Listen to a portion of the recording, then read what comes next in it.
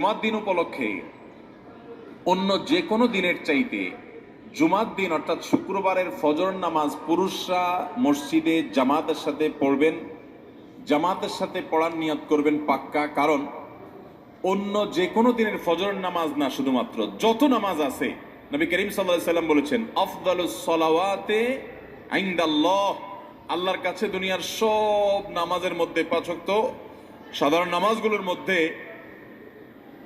সবচেয়ে উত্তম নামাজ হলো সলাতুল ফজরে মাআল জামাআতে ইয়াউমাল জুমআ। জুমার দিন ফজরের নামাজ জামাতের সাথে আদায় করা হলো যত নামাজ আছে এর মধ্যে সবচেয়ে শ্রেষ্ঠ নামাজ।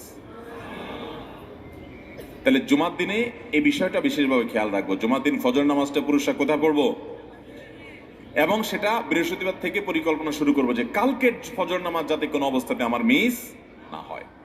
আমাদের আখিরাতের ব্যবসা এটা ভাই, আখিরাতের